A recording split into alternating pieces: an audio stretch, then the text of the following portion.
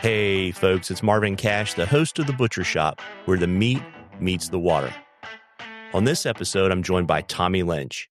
I caught up with Tommy on a cold winter evening in Michigan. The brutal Michigan winter had left Tommy with a bad case of the shack nasties, but we managed to take a deep dive into the drunken disorderly with the assistance of a few monsters and a little Kodiak. I think you're really going to enjoy this one. But before we get to the interview, just a couple of housekeeping items. To make sure you don't miss a single episode of The Butcher Shop, be sure to subscribe in the podcatcher of your choice. We're only distributing episodes on the Articulate Fly for a limited time. And if you like the podcast, please tell a friend and subscribe and leave us a rating review in the podcatcher of your choice. It really helps us out. And finally, a shout out to our sponsor, Trout Routes. We all know streams are getting crowded, and chances are you're not the only one at your local access point. Get away from the crowds and busy gravel lots by using Trout Routes Pro with over 350,000 access points mapped across 50,000 trout streams and much more. Trout Routes has all the data you need to help you find angling opportunities that others will overlook. Up your game and download the app today. Use code ARTFLY20, ARTFLY20 for 20% off of your Trout Routes Pro membership at maps.troutroutes.com. And a shout out to our friends at Schultz Outfitters. Schultz Outfitters is Southern Michigan's premier fly and tackle shop, and the guys at Schultz Outfitters are some of the fishiest dudes on the planet. Book a day on the water, swing by the shop, or check out one of their many classes taught by some of the best anglers and tyers in the game today. Check them out at schultzoutfitters.com or give them a shout at 734-544-1761. Now, on to our interview. Well, Tommy, welcome to the Butcher Shop. Well, thanks for having me, Marv. Yeah, I'm really looking forward to our conversation. And before we go down the rabbit hole on the D&D, I just wanted to ask you where the name came from. And I'm really hopeful that there's a really good story that possibly involves a bail bondsman. You know, I don't know if I'm that cool. Marv, I got to tell you, it's, I suppose drunken disorderly just came from the action of randomness without any, real distinction. I mean, a good movement, but that's kind of those crankbaits. They move very randomly, side to side, bouncing around, and you can't really know which way they're going to crank from this way to the next, and etc. And I like that drunk action, that inconsistency, that randomness in the movement, and that those I believe were all really high strong bite indicator, or not bite indicators, but kind of bite enhancement tools for those fish that were, I would say, open to the idea of predation. So if you hit enough of the bite triggers, that fish or would-be predator fish would give it an audience, if nothing else. So yeah, I like the drunk nature of that movement. Yeah, I was hoping for something R or possibly X-rated, but we'll just stick with that. No, I got to learn how to drink first, right? But just it's kind of funny. So before you started recording, you've settled in with a monster and a big dip of Copenhagen, right?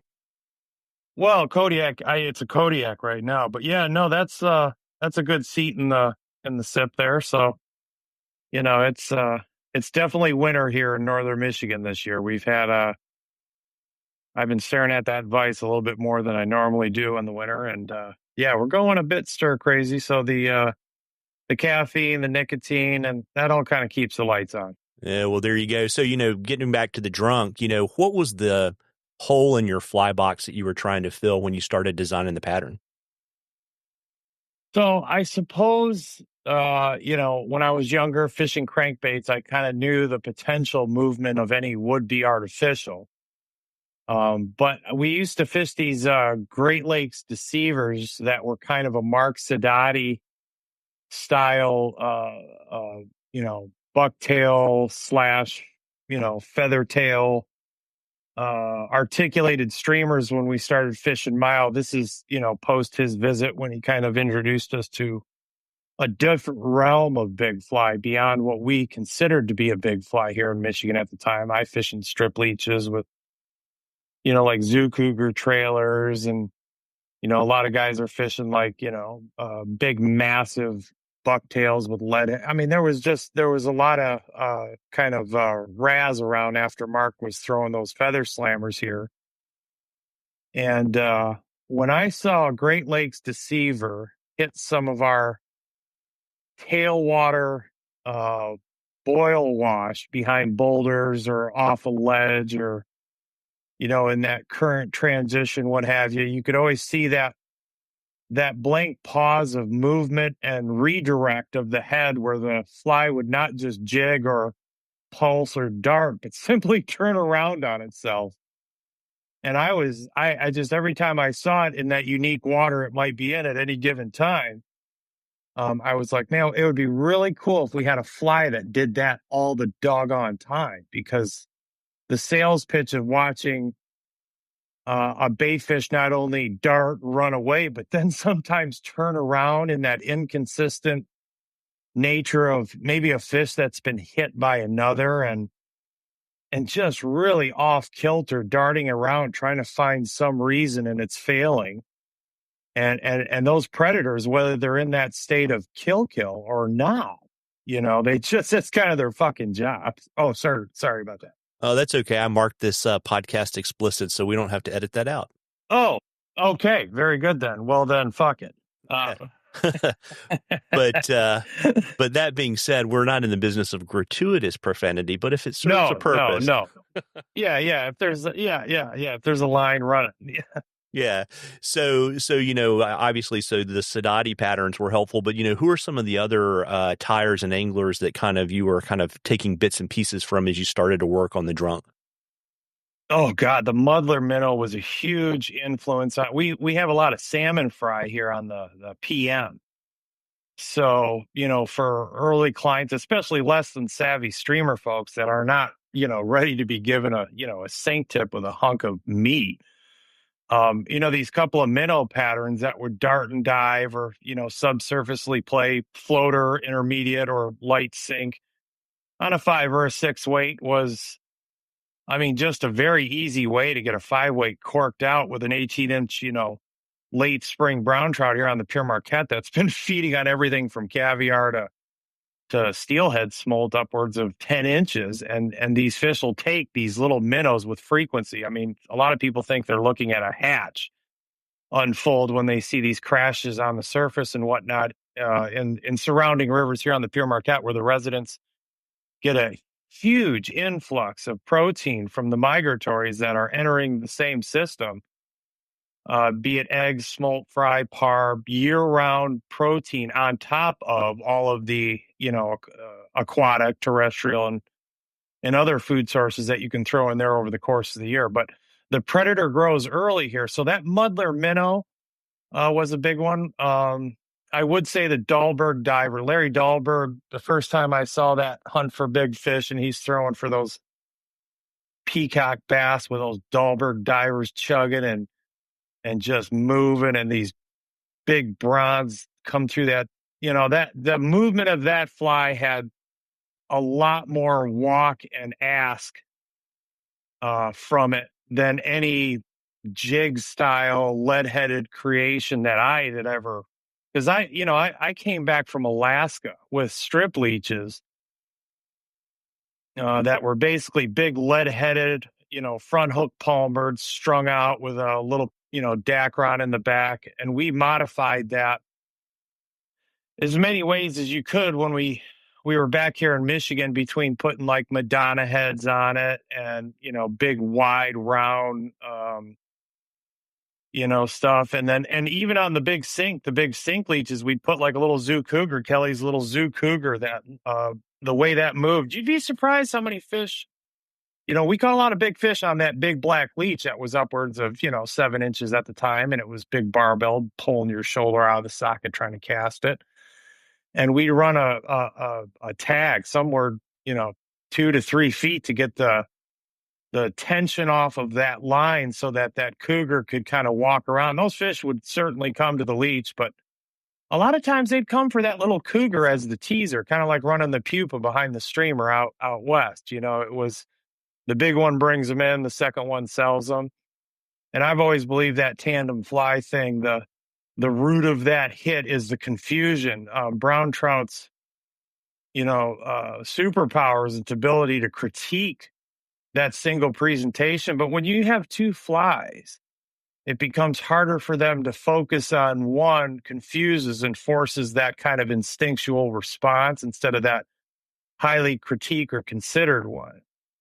And that's why we would throw that cougar and as a trailer. And again, most of the big ones would come on the leech, but again, that cougar being a fraction of the size, that got audience. But its movement was far different than the leech. The leech would fall, and the cougar would just sit there and kind of swim and hang and hover in the water column.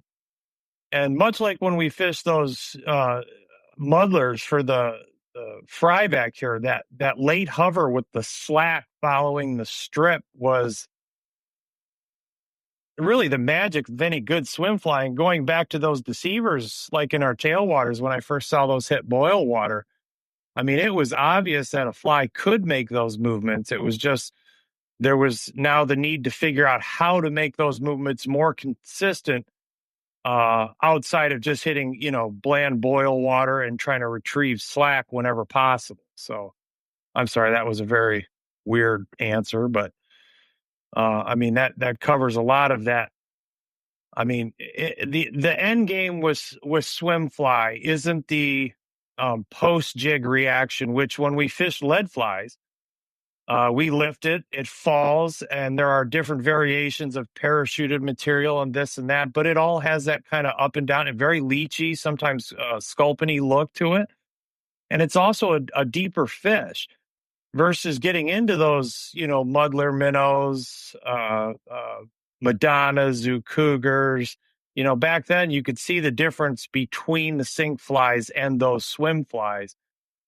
And therein you could see that they match that walk of a Rapala far more than any type of jig presentation, which, might I add, is a very deadly technique. I don't want to knock any I caught a lot of fish on a sex dungeon and a strip leech when I was a kid, and there's nothing to be said for catching fish, but it often lacked a lot of the visuals that you could get when you fished a neutral fly or a float recovery fly in some way, where you were at least fishing like that halfway point of the column or just above that point and hoping to see all that violence and hatred unfold. Because that, I suppose it's easy enough to say that nymphing will always outproduce, these variations of strip or predator, ask styles of fishing there, and mousing and streamers and swing, whatever. But when you throw a bigger fly, you want to see or at least have some kind of violent refute to your fly that gives it a reason to fish that style of less productivity. Does that make sense? Yeah, it does. I mean, and kind of focusing on the bite trigger. I mean, I guess with the drunk, it's really, I mean, it's not really profile, right? It's almost like a belly roll, like a Rapala, right? Right. Which is, I mean, the big reason everybody's, I get asked a lot when people are tying these, they'll tie a semi-good door stopper, but they'll leave a lot of that under chin deer. And the idea of a drunk is to be fighting for that look of off equilibrium, as I say. And that is to say that whenever an injured bait fish has something wrong with it,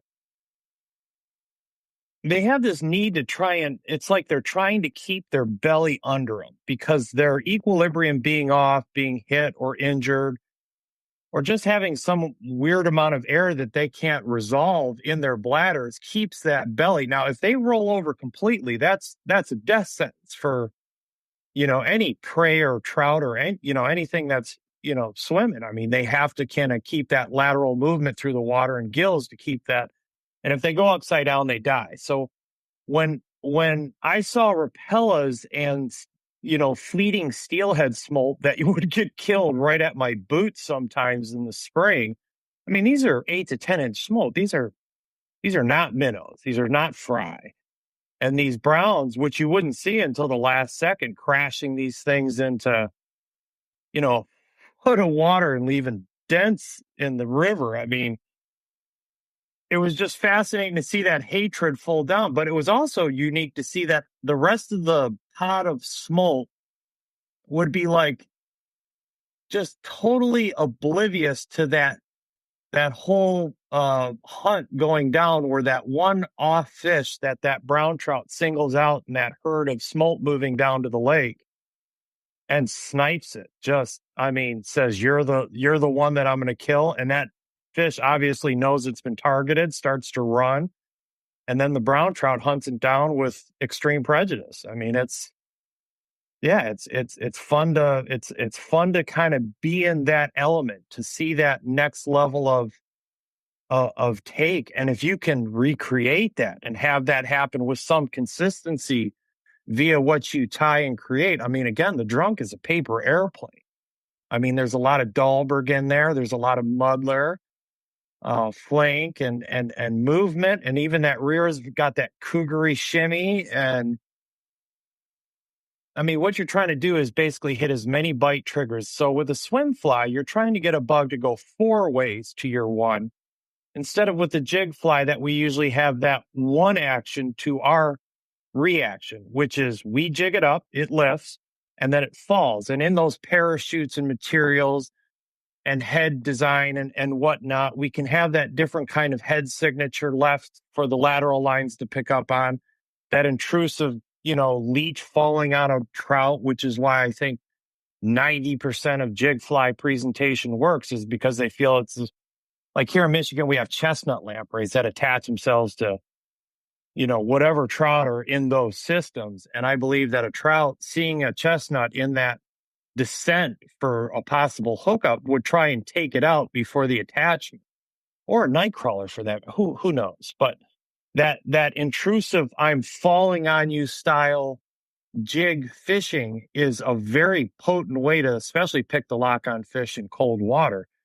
But I found overfishing as many years for the steelhead with the strip fly through the winter months. Obviously not this year, because I walked across a freaking glacier to get into the man cave here, but it's a real winter up here in Michigan. And, getting back to it, it's just, there's a lot of different ways to say that you're streamer fishing. I mean, they're like jig nymph streamers, and there's kind of lead streamers, there's swim fly streamers, there's swung fly streamers, there's soft tackles, which is a type of streamer in my book. Streamers as a whole is a broad spectrum, and it's whatever you want to get out of it. If it's about numbers, you could argue that, fishing a Pat's rubber legs underneath an indicator will do more damage than 90% of anything that I'm talking about tonight, but you won't get to see him kill it. And that's, I think I think that as I get older, that's my slice of pie. That's why I get off on the cricks there, Marv. I like seeing that hatred unfold inside my rod tip. I want to see that. I want to see the whites of his eyes. I want to see him get mad, and I want to see it all. I want to see the start to the finish. I want to see his, post slap reaction. I want to know why he turned. I want to know why he used that structure element for his hydraulic sit. I want to know these things every time I make a cast. So when I'm in a creek, I can learn these things. When I'm throwing 100 feet out of tailwater, I can catch a bigger trout, but I won't learn as much. I won't. I think those cricks, that rabbit hole is very deep in my opinion. So. Yeah, very, very neat. And so, if we come to the pattern, Tommy, and we start, if we start in the back and we work our way up to just before the head, can you kind of walk us through it? And it would be really cool to hear, some of the materials that didn't make the final cut for the drunk.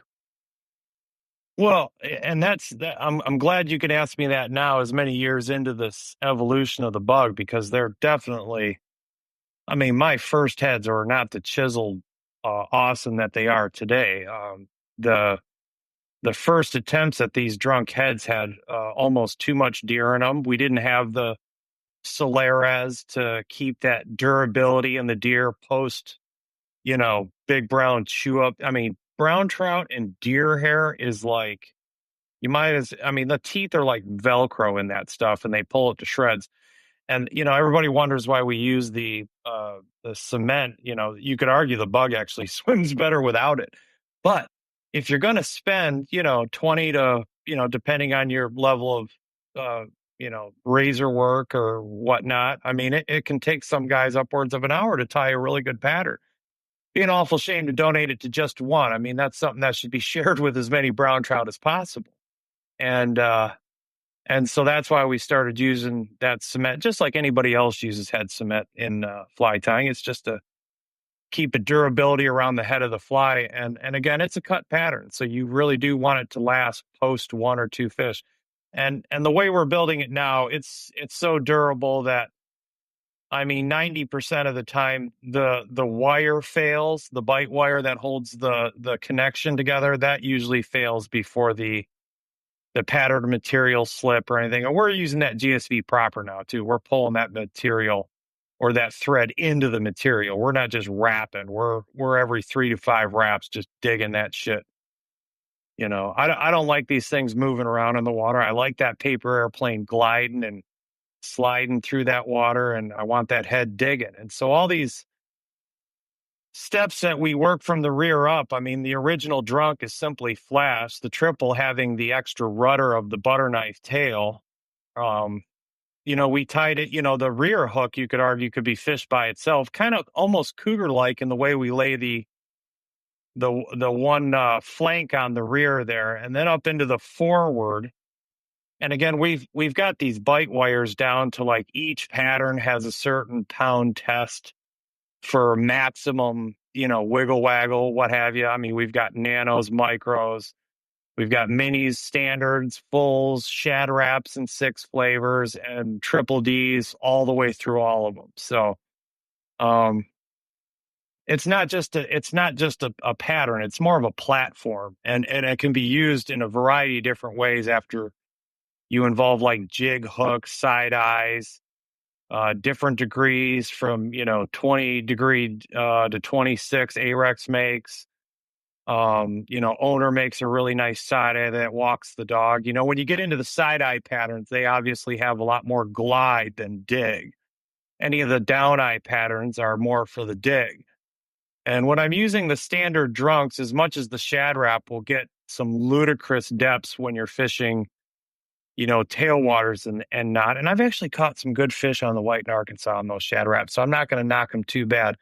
But yeah, every time we get into those sizes hooks, I just feel it's a damn shame not to put that tail on them just because of how fishy. Because the drunk has that broken Rapala kind of, that broke back Rapala shimmy shake, rattle, if you will, as it moves, very sharp actions, versus the triple that has that ruddered tail. And post finish, when you get into that forward, which is, when you have the wedge flat and kind of horizontal, and then you go behind the head, you go into those lateral 2 much larger flanks, smashing the polar chenille together to kind of create that secondary forward butter knifing into that cougar shimmy, and then into that next butter knife tail. That's where all that movement is in that shimmy. And again, we've played with the leader designs and all this stuff to encourage that, that post strip slack for that multiple movement action post strip instead of just having it fall. And, my saying is, why sink when you can dive, and again, the nice thing about fishing these neutrally buoyant or maybe even a little bit of flow. There's some guys that tell me to add the belly hair in one of their stripes when I've tied for them, and that's to add a little bit of that float recovery. I mean, you can play with these patterns based upon the type of deer you use. Obviously, the body fur is a much more neutral. You don't have to use as much of it, and you can still get the dig and wedge. It's terribly helpful when we're using, like, the smaller patterns, just because it's a finer hair. Whereas when you get up into these 4/0, I just tied 3 big 4/0 triples, the style that we used to fish down there in Arkansas for the Browns. And the guy's going to go fish a muskie tournament in Kentucky with him. And that's on a side eye 40 degree Gamakatsu, and with a 1/0 trailer, and the bug is 8.5 inches long, but deep with some mass in the correct spots.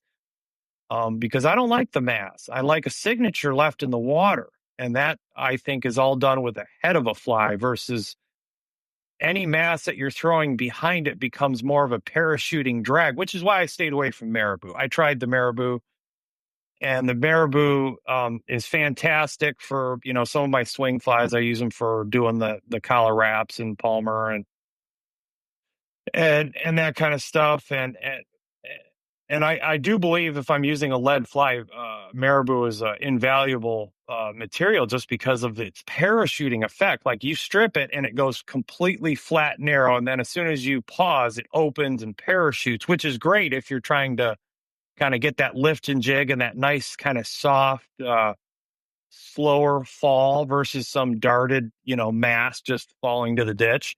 But we tried the marabou. I even tried some dubbing loops with a lot of the materials, and there's some arguments, in that middle edition of bunny where you could maybe put it there. But again, having the shoulders that the bunny gives us also then a platform to kind of build off of the other materials just in front of it. And the biggest reason we use the bunny on the zonk, the strips, is on the forward part there is to build the shouldering for that big pinch of deer collar that we're trying to leave that signature, like a good Buford. I've always been a big fan of the Bufords. And I've never thought the really heavy Buford. I mean, a lot of the guys that throw musky flies are throwing these fully mass, and they say I'm mimicking the mass of a full sucker, and I buy that. And they are. But my argument is if the forward part of the fish is the largest on any would-be prey, predator, whatever, it doesn't. A fish is usually largest forward. In that case, with the fish moving through the water, that signature is left by that forward mass, and everything behind it becomes a cavitated nothingness. So I would take less material behind those heads to create that kind of cavitated movement than I would want to add mass to blow out my shoulder and then again parachute any would-be swim out of the fly, which is why that, you can pick up a drunk and there's no weight to it. They're very easy to throw. They're not like, it's the equivalent of throwing a bucktail without any, there's a lot of shed on them. There's not much material. The bulk of the body is polar chenille, which sheds on the lift. And yeah. Sorry, I was rambling there, boss. No, dude, it's all good, and it's kind of interesting because, we know that the wedge head gives you the dig. How long did it take you as you were developing the drunk to kind of dial in? And I know it's still evolving, but, how long did it take you to really kind of dial in the head the way you wanted it? Well, the first ones I was tying, I was really fighting the float recovery because not only was my packing skills not where they are today, but also my cutting, the idea of the drunk was always there. As far as its inception, as far as the movement, the paper airplane underwater type of thinking. The problem with the whole thing is, I had been limited to tying Madonnas and the occasional cougars and muddlers and, a couple of these, brook trout flies that we use, the Turks, whatnot. And anyways, we always had that rounded effect. And what I was looking for was what the Rapala had, which was like when I used to fish it when I was a kid, you'd reel it really fast and then it would dig really hard, not to the bottom so much, but definitely into that mid column would-be kill area.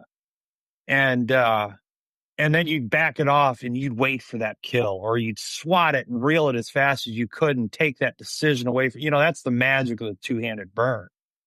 Is you fail to give them the time to critique it. And in that inability for them to critique it, they have to give it audience in any consideration, so they have to stay with it. Two-handed burns, they produce, but their turnover rates relative to how many fish you see are often, it's not the same as stripping and teasing where you're hitting, 4 or 5 different bite triggers with every, couple few movements of your action. With a strip, with a two-handed burn, you're trying to basically take that fish's ability to sit there and, find the error of your presentation and just force him to give it audience and chase. So I fell off of that question there, Marv. Help me out. No, it's all good. And so it's interesting, right? I mean, you talked a little bit about kind of, substituting like belly hair and things like that. Can you talk a little bit more for some of the obsessive tires out there about kind of how you can tweak the composition of the head to, adjust float recovery? And also too, we talked about this, I think yesterday, talk too about maybe if you ever considered putting any foam in the body. Well, and as you can see, as I was telling you, like early on in these first ties, I was using the wedge in a grander form than it is now. Like even those big 4/0 triples are probably almost twice as big back then as they are now, because I realized I didn't need float recovery so much as I needed neutrality, because I wanted all that action, dive, dig, sweep, chuck and jive, whatever. I wanted all that, or chuck and jive, to happen. And then I wanted that fish to kind of consider how just dead that fish looks. I want it to look like the fish just gave it its last few dying kicks.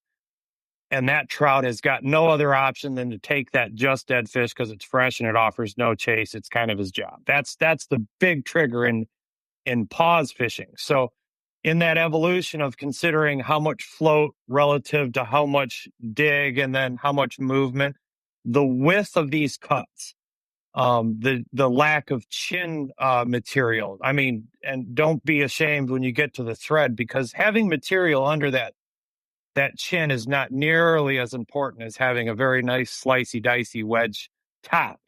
Because in the end, whatever crazy drunk action this bug may or may not give, because we don't use the rod in this presentation. There are a few variations of our presentation, because we've branched out. We've gotten away from just one size fits all style presentation, and we have basically have different presentations for different styles of water that you're fishing, be it size, depth, even direction. As we're fishing up the creeks, you have to use bowline tensions to use all the water drag you can to create that downstream fashion, just like a Rapala guy would walk up a creek.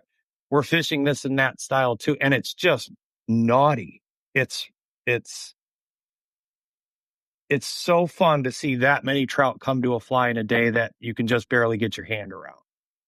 And so, yeah, I mean, that evolution of that head has now certainly shrank. Some tying tips are, number one, I see the biggest error that people do is they never leave themselves enough head room for the amount of gear that they would want to have there to cut and kind of sculpt that needed material. So, always remember that the body length is secondary to how well that head comes out. And as long as you understand that, most of the bugs will come out shiny. And use the whole hook. I am a sucker for using like every little bit of the hook to a point where I'm just like in there trying to find a place to get 2 or 3 whip finishes in there to lock them in. But that's all the room I give myself. I want to have as much length and fish look as far as natural mass and movement, because every one of these collars is far different than the one size below. So like if I'm fishing a 4/0, obviously I need to use a certain kind of deer hair length grade to be able to build a long enough collar to cover that 2/3 to 3/4 amount of the bunny shoulder that we just built behind it. Don't try and use just regular, denier threads. Get into the gel spuns. The Semper-Fi Nano Silk is just cherry. I have been tying for a long time, and I can tell you that arguably one of the best additions, besides Regal Vice and having that ability to tie bigger flies easy, and all of these fantastic materials coming out. I mean, it all starts with your ability to how well you can lock a streamer onto that hook without getting into all gluing this step and then that. I don't like the glue because it breaks down the threads, and I would certainly rather stretch the GSB just about. And I often do break the GSB when I'm tying it, because every third, fourth wrap, I give it that what for, so that it not just wraps around the material but bites into it. And that's what keeps these paper airplanes kind of locked in. It's just like anything else. As soon as your paper airplane's got a dent in the wing or something, you got to pull it in, you got to straighten it out, get that thing flying again. So you want to have a solid kind of, foundation on these bugs so that they're a swim fly. They're not a jig fly. You want this fly doing more than you're doing to it. And that's the end game. Got it. Any other kind of mistakes that you see people make when they're trying to tie drunks? Teardrop size. The teardrops, make sure there's a nice teardrop in that connection. You don't want it to be extra long because the wave will be too big per, the length of the 4X long hook or jig hook, whatever you're using for the forward. But leave the teardrop there so that the hook is allowed to bounce up and down and freely. I mean, if you run your bead tight to the thing, what it does is it ends up pinching the eye of the hook and you just knock whatever potential, movement out of that tail there could have been. When you're doing your tails, use the nice whiting saddles. Those whiting saddles are the bomb. I mean, you can make a perfect butter knife. You can fish the thing for 6 days in a row and it doesn't turn into a Mr. Twister like your basic slopping. Check out the Cascade, flash stuff. Their blends of flash are very, very fishy and potent. Choose a better grade of bunny. Use different lengths of bunny for different size patterns. Like only use that really, really long grade bunny for doing your really big flies, and anything smaller, you can use the low grade. Stay away from the thick hides too on the bunny. It makes it a son of a bitch to tie them. Anytime you can find a thin whatever color, you can build a color around that.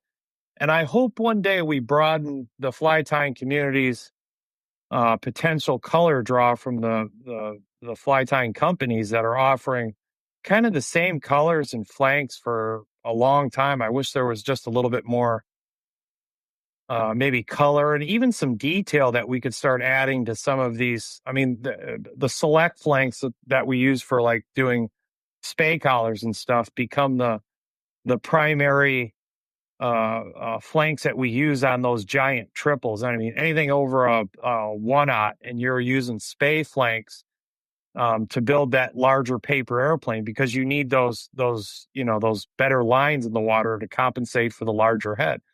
Some of these 4/0 patterns you're 6-7 pencils a deer and then you're cutting a wedge that's 5 times as big as this one that I'm looking at right now. That's a micro, and the head on it's about like my thumbnail, not even my thumb. It's more like my pinky nail. So there's a difference of locomotion you're trying to build with each of these bugs. So, yeah, I mean, it's definitely a neat platform to play with, and it's loose. You can add it to whatever smallmouth pike, whatever predator vendetta you've got. This one plugs in just because it does have a shit ton of move. Pardon my French, shit ton of movement. Moves like Jagger. Yeah. There you go. And any tools that you like that make tying the drunk easier? I got I think it's called a whitetail hair stacker. I was at a show. I think I was in Mikey Schultz's booth that year, and I go over to this. I can't remember the name. Anyways, it's called Whitetail Supply, I think it is. And I got pretty chubby Irish fingers, so I can stick my thumb in this packer or stacker. So when I'm doing some of these larger patterns, having a big stacker is invaluable. Solares for your heads. Do yourself a favor, get the nice plasma light from Loon. That'll burn the heads proper. Montana fly 4X long hooks there's like some kind of weird, it's a stiffer, better metal in their 4X longs. I really like them. Gamma's right up there with their B10s. I like a lot of those owner hooks just because they're knifey, a little soft, but they are knifey. I mean, you stick yourself at least 2 or 3 times when you tie on an owner. Trying to think of what else. Yeah, I don't know. You can get all these flies now from Montana Fly. KK over there at Montana, he's dishing out a lot of different colors and he's getting the pattern down to a rough science. So Yeah. Any kind of preferred tool for trimming the deer hair so you keep all your fingers? Oh, yeah, I haven't had an issue with the razor blades. Mikey Schultz turned us on. Oh, I think it's a Renzetti. Hold on a second. Or it could be a Dynaking. Okay, hold on here. Oh, that's right. It's a Stonfo. Am I saying that right? Stonfo? They have this little tool. I've had it for years. It holds the blade. And basically, instead of, I used to finger grab that thing for a lot of years, and you could still make a good head, but you'd start getting hand cramps and get the claw when you woke up in the morning. The little tool makes it really nice because it allows you to hold those level angles when you're trying to get ahead instead of that rounded kind of push deer style pattern, where you're not just trying to push water so much as and get that float recovery in whatever sense the deer's offering, but you're trying to dig this bug, which is why the presentations vary. We're using like down swats with the thumb to over engage the wedge into an extra amount of dig, per action. It's not a right or a left. There's no lift. You actually swat the rod tip like a jerk bait fisherman does, much like it. You swat it right down, allow that wedge to grab that water and swat that bug in a direction left or right. And then the very next time you do it, it goes the opposite way. It's a very nice jerk bait style pattern. Um, and yeah, I mean, as far as the tying goes, that simplified nano silk's pretty cool shit, though. I will say.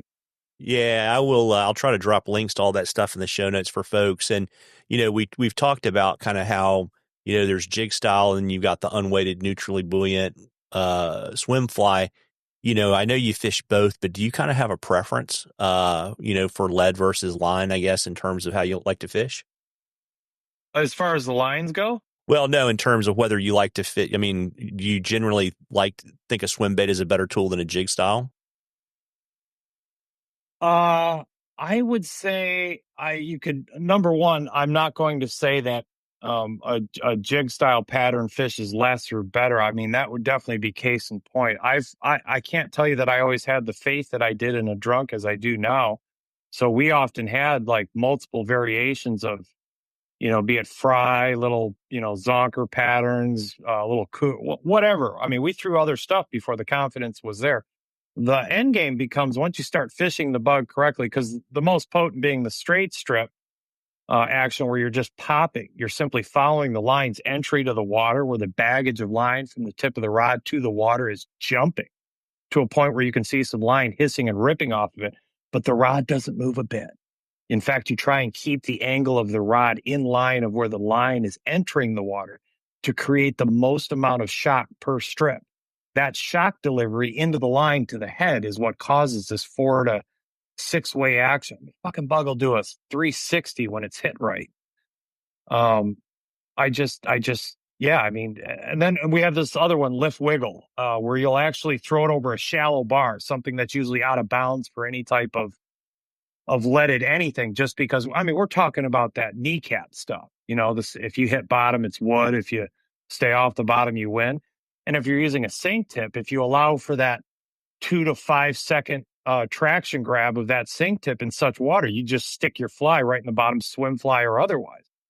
However, if you're using something that digs, you can throw it as far as you want and then lift the bug. You'll notice as you fish this pattern and start cutting the heads better, as you go to lift the pattern, sometimes from the water, it sticks to the fucking water like Velcro. I mean, it's hard to get out because that wedge grabs it and it doesn't want to come out, kind of like a crankbait.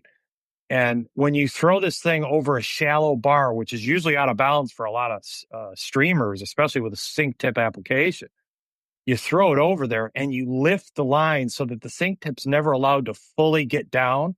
But because the wedge is already just in the water, you shake the line left to right.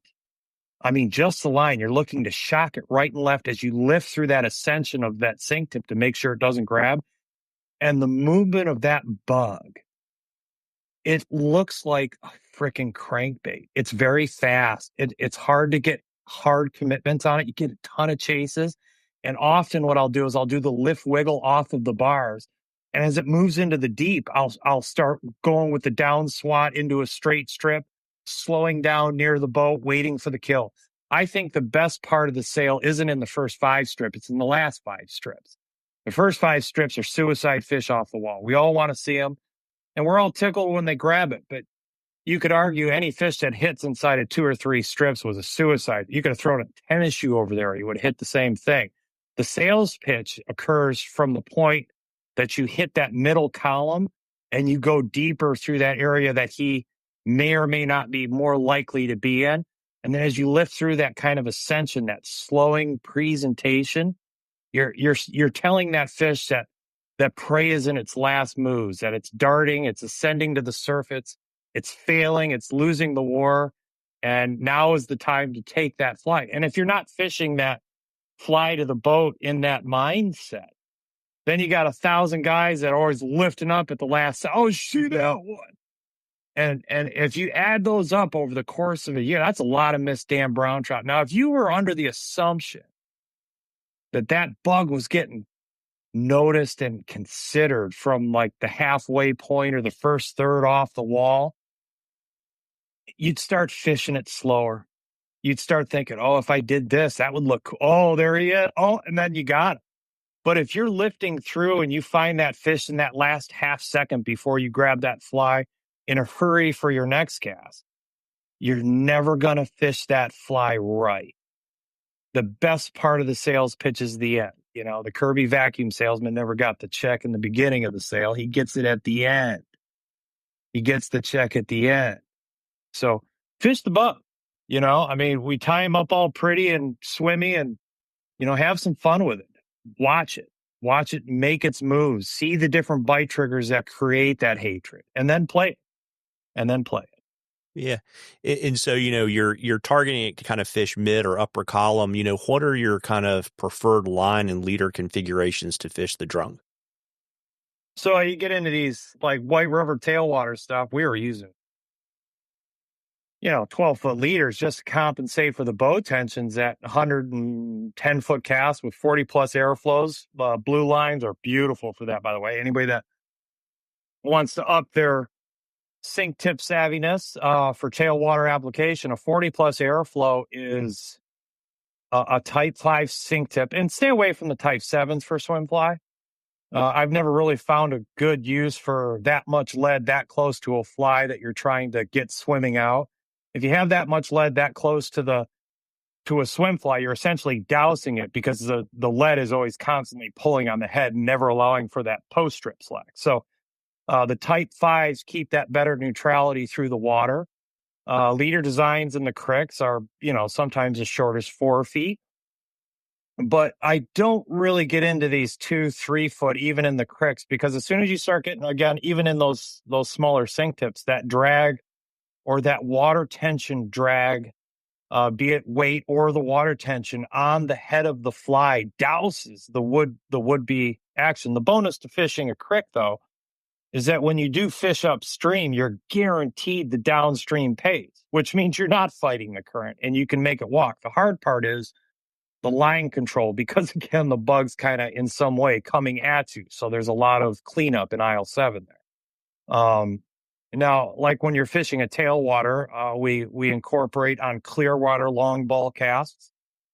We'll be throwing extreme distances where the fish are spooking at the boat at 60 feet. You might make a 100-foot cast and you have 45-foot grace period to sell that fly and hopefully get a take versus a chase, which is when that water's clear and you're getting that two-handed game in play, you'll get fish on it, but it's not nearly the commonness of that close quarter, multiple reaction tees. Going back to that leader design, when you start at those at the end of the sink tip, you'd have a short butt section of foot. And then you'd go like 2 to 4 feet, depending on, again, this goes back to whatever length, but you're essentially getting longer per bead to the longest piece becomes the low tippet to the fly. And often I like running a swivel, not always, especially in the cricks where the spin is not. But anytime you're fishing in a high flow or just a long distance cast scenario where, like, if you've ever fished crankbaits before, if you reel them too fast, they start rolling over, right? But if you reel them just right, they walk the dog. And that's the thing to consider with all the sizes of these bugs. Everybody wants to use that kind of, jig style presentation with a swim fly, and that is very, very wrong.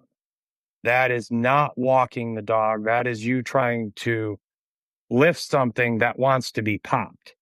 And anytime the rod bends, that is to say, if you're stripping a drunk and the rod bends per strip, that is the rod taking that would be shock you're trying to deliver to the sink tip.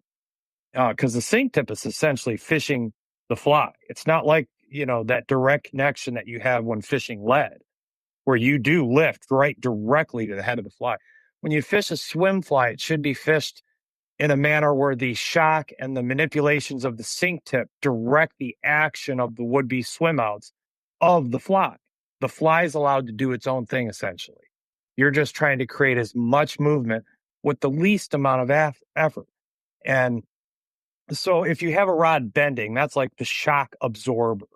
When we do the lift wiggle, when we shake the line side to side in that ascension of the rod, keeping the sink tip traction from occurring, we're shaking that line and snapping it right to left. We're not just jogging and swaying some Stevie. No, it's not like that.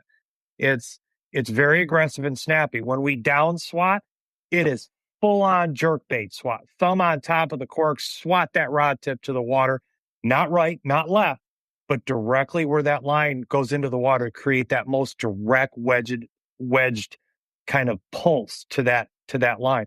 And the way it goes, like when you hit that fly with those down swat, it is a true left to right walk the dog. And especially when you get into like these larger sizes, like those owner 26, or not 26, but I think they're 24. Arex is 26, and I can't remember what the owner one is, but it's got a side eye and not a down eye. And that side eye creates just a tremendous amount of right to left versus the down eyes again, which will grab plenty of right to left, but certainly as much or more dig. So if you're trying to get deep, the down eye jigs were always better for that kind of that extra depth, where the side eyes were always good for that, left to right. Very good pike musky style platform with the side eyes. And I got off subject again, Marv. I'm sorry. I got like the train of thought of a gerbil. So No, it's all good. Maybe you should throw a Zen on top of the Kodiak. That might get it all evened out for you. oh, hey, thanks, sir. Thanks, sir. So any other presentation styles? You talked about the wiggle, you talked about the down swat. Any other kind of presentation methods you can share with folks to get kind of really bizarre kind of, swims on the fly? Yeah, I was talking with Alice just the other day about this.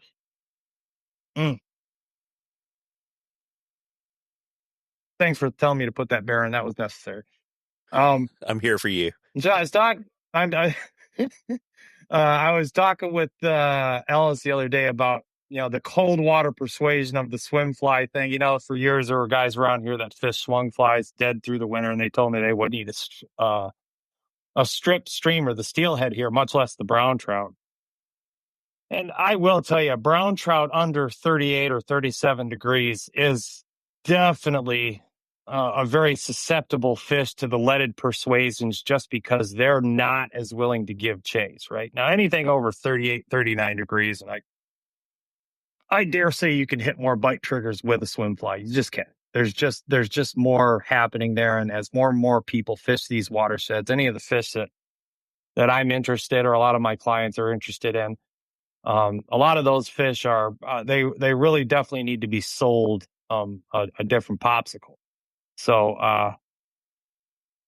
damn it, I got off track again thinking about my dog here that's looking at the other one. I don't want him to fight. So, what did you just say there? Sorry, Marv? Oh, no. So we're looking for other presentation methods other than the wiggle and the down swat.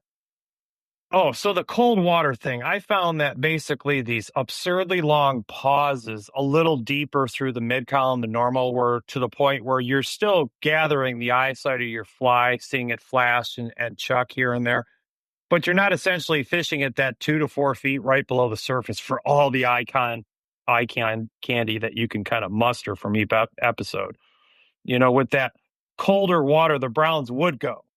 What I found is they don't want to give it that hard chase that if you've ever seen a brown trout in 60, 65-degree water give a streamer audience. I mean, they'll jump into your damn lap trying to get it. They're mean about it. They're fast. They're aggressive and almost rude about the way they come for that flight. Now, in the post-spawn winter bite here, where a lot of times the water temperatures are floating, let's call it 35 to 38 when we give it the old college trout. I was trying to make this swim fly thing start keeping up with some of the leaded presentations back when.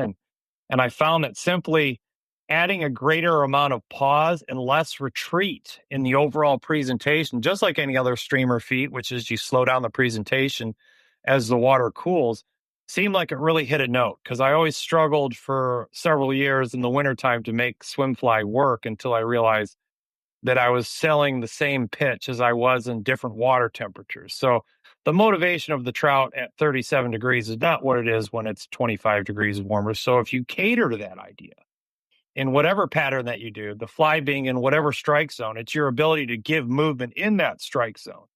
So in paw, if a fly is post strip and allowed to re-swim and swim out and dart and dive and whatever else, versus fall or jig or something like that. And I don't want to say anything about a jig fly in the middle of winter, because they work. That thing's sitting right down through their thing, falling right on their head. So it's painfully obvious. In the same breath, I could say that the amount of water that you could cover with a swim fly when the water is over 40 degrees is far more, be it two-handed presentations, multiple casts, quicker presentations to kind of ward out the predator in a faster manner. I believe there's arguments on both sides of that for sure. I think the biggest ticket in the modern day streamer, and I don't want to give too much of the ball away just because I really hope that a lot of these streamer guys try and get surprised by a lot of these epiphanies. That was a lot of cool stuff, kind of figuring stuff out, being versus told or sent a pin when I was younger. And, give yourself that time to kind of sort through some of the do's and don'ts of this and that and whatever somebody's telling you. And that I'm not going to say I know everything about I will say this. I don't know anybody that's, I haven't really done anything else with my adult life. So if I haven't figured this or some of this shit out, the rabbit hole doesn't stop falling, but it's definitely something that you get better at. It's not something you should expect a lot of resolve or a result from when you first start doing it. The payoff isn't in the quantity so much as the quality of the experience when you do streamer fish. And in that discretion, I like the visuals. That's, I think in the presentation standpoints, my ability and what I get excited about most is just going out there and watching the fly work, much like a dog works the fields for a bird. It's just fun to watch that take place and hunt up. And yeah. Very cool. Before I let you go tonight, Tommy, are there folks out there tying variations or evolutions of the drunken disorderly that you find particularly interesting? Oh, well, there was the said by Andreas. That was kind of a neat kick on it. A different head style. He really likes that Arex 26-degree wedge.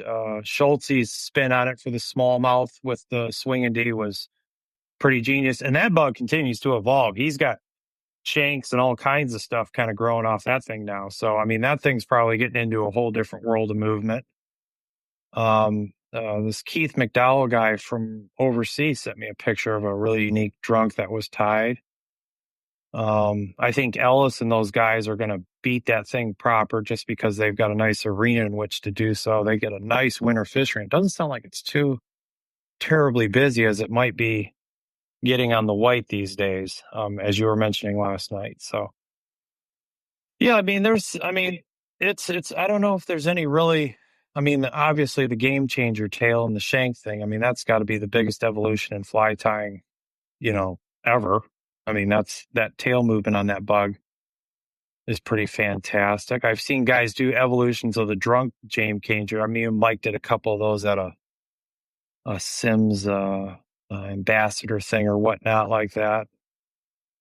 And me and Dano have been, between the the days on the PM, the trips to the white, Daniel got a 30-incher this year on a drunk down there on the white, Arkansas. He was down there for 4 days. He took his shot guys down there. And the guy, if there was ever a guy that was ever due for a 30-incher. But yeah, he got one on a giant dark one down there. So it's good to know that the bug has evolved into a better fishing fly instead of just the idea of what it was. So it's taken time, but it is a better bug now. Yeah, it makes the winter pass a little quicker, right? Oh, if I haven't casted in, it's been 5 years since I've gone a month without casting, and I have gotten all of my fly boxes up to speed.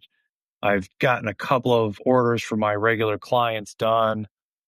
I'm running out of shit to tie. Thankfully, Daniel just downloaded a whole bunch of material on me, so it'll give me a reason to sort through some more of it. But yeah, there's a few mornings there with some swollen hands. I was just chewing at the bit so bad to cast. And we're supposed to get a warm up in a week. And it's probably going to take a week just to take the frost off the winter around here. But I mean, there are signs that there is, man, it's been a real winter up here. It really has. And, but are you guys having that kind of winter down there, Marv?